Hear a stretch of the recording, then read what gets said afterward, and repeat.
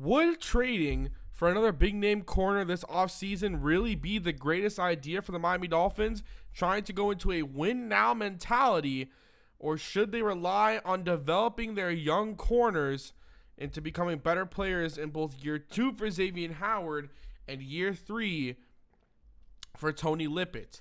Now, Adam Beasley reported yesterday, I believe it was yesterday, that the Miami Dolphins were interested in trading for a big name corner. It did happen in 2016 when we traded for both Byron Maxwell and Kiko Alonso for the 8th pick, swapping to 13th, which then that 8th from to the Eagles ended up turning into Carson Wentz, and our 13th from the Eagles turned into Laramie Tunsil. Now, Byron had a pretty okay year. I'd like to say I really liked what he showed this year, as well as Kiko. Kiko obviously had a great year. Fans fell in love with Kiko Alonso quickly. I definitely think that, we all fell in love with Kiko Alonso very quickly, very fast. So it works. Now, the big question is, do they trade for another one? Now, in this, he states that they should go, or that there are connections. Not that he states. He says it's unclear. Sorry, let me quote. And I quote, "It's unclear who the Dolphins are targeting this time around, but they have obvious connections to Aqib Talib, who was with Adam Gase in Denver, and Richard Sherman, whose game fits Miami's style." Now, the one thing I have to give Adam Beasley, if you want to go to his Twitter, he tweeted out, "The word is the Dolphins are again thinking trade as a way to land a big name corner." Now, the big thing here is, what big name corner could the Dolphins be going after? Now, I don't necessarily think they can grab a huge big name corner. I think they could. I think they would have to trade down in the draft even farther than they are now. But you never know. It could be a situation like last year. Maybe they'd have to give something up in a player to do so. Now, the only way I see them getting a big name corner, you could say Talib. You could maybe say Sherman, maybe not. You could argue that they could try to trade for Xavier Rhodes with the Vikings, or you could argue that they could try to trade for Patrick Peterson or Joe Hayden.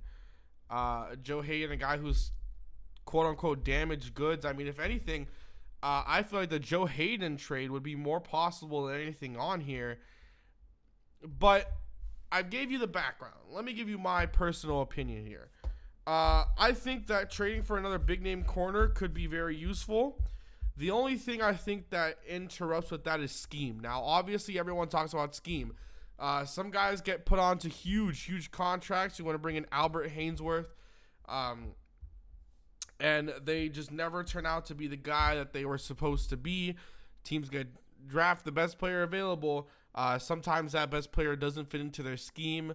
The organization doesn't work. It can't help that certain player stay in the best of mindset. Everything could fall through.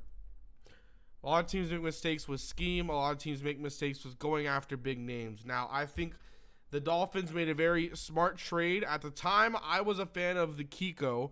I wasn't necessarily a fan of the Byron, but it turned out to be good.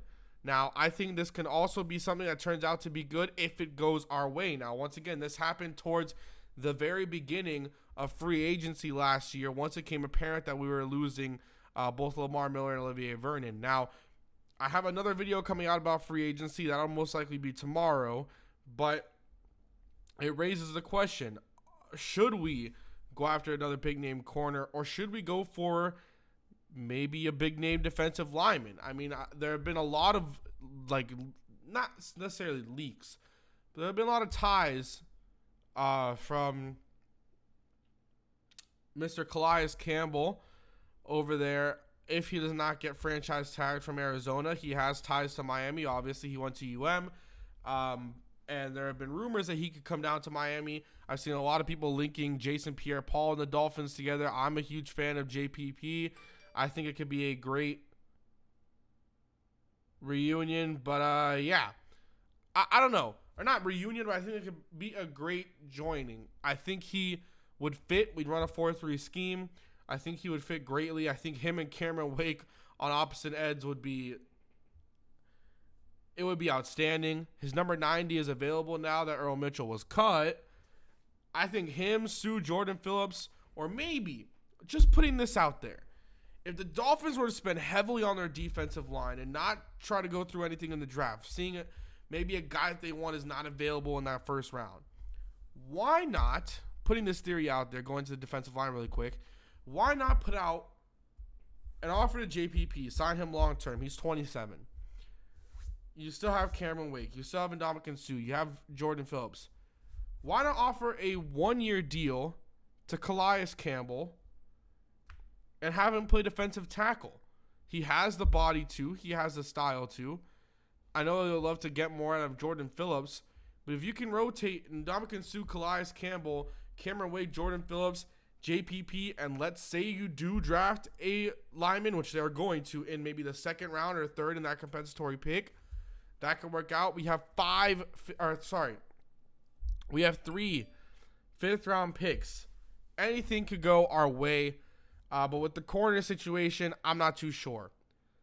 I think it has to be, once more leaks start coming out, as they do, then we'll see. We're gonna have a lot of dollars in cap, but let's see what happens. I hope you guys did very much enjoy this.